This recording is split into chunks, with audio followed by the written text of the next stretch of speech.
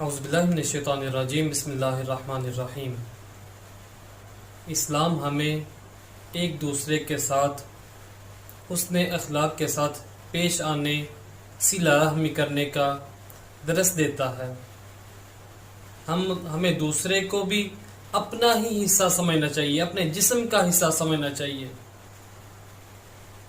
اللہ تعالیٰ نے قرآن پاک میں ارشاد فرمایا کہ انما المؤمنون اخوہ، کہ مسلمان آپس میں بھائی بھائی ہیں، کہ جو مومن ہیں وہ آپس میں بھائی بھائی ہیں، وہ آپس میں بھائی ہیں۔ ہمیں دوسروں کے لیے بھی وہی چیز پسند کرنی چاہیے جو ہم اپنے لیے پسند کریں۔ کیا مطلب؟ کہ ہم یہ نہ ہو کہ دوسروں کے لیے کوئی بری چیز ہم پسند کریں اور اپنے لیے کوئی عمدہ اچھی چیز پسند کریں۔ ہم جو اپنے لیے پسند کریں وہی دوسروں کے لیے بھی پسند کریں، تو پھر ہم مومن ہوں گے۔ حدیث مبارکہ میں ہے کہ رسول اللہ صلی اللہ تعالی علیہ وآلہ وسلم نے ارشاد فرمایا کہ کوئی انسان اس وقت تک مومن نہیں ہو سکتا۔ کب تک؟ حضور نے ارشاد فرمایا کہ جب تک دوسرے کے لیے بھی وہی چیز پسند نہ کرے جو اپنے لیے پسند کرتا ہے۔ جو چیز اسے محبوب ہے، جب دوسرے کے لیے بھی وہی چیز محبوب ہو، پھر وہ مومن ہوگا۔ ہمیں چاہیے کہ ہم وہی چیز دوسرے کے لیے بھی پسند کریں جو ہم نے اپنے لیے پسند کی ہے۔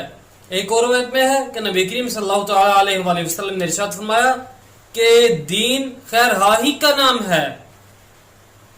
صحابہ کرام فرماتے ہیں کہ ہم نے عرض کی یا رسول اللہ کہ خیر خواہی کس کی جائے، کس کے ساتھ خیر خواہی کی جائے؟ آپ نے ارشاد فرمایا کہ اللہ کی اور اس کے رسول کی خیر خواہی، اور اس کے بعد حضور نے ارشاد فرمایا کہ اس کی کتاب کی خیر خواہی کی جائے، اور آگے حضور نے ارشاد فرمایا کہ عام مسلمانوں کی بھی خیر خواہی کی جائے۔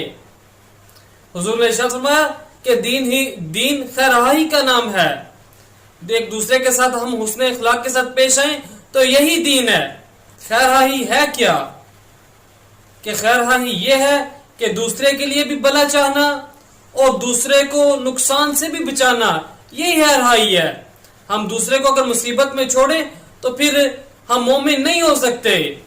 ہم نام کے مسلمان تو ہوگے لیکن مومن نہیں ہو سکتے۔ مومن ہونے کے لیے حضور نے ارشاد فرمایا کہ وہی چیز پسند کی جائے دوسرے کے لیے بھی جو اپنے لیے پسند کی جائے۔ حضور نے ارشاد فرمایا پھر مومن ہوگا۔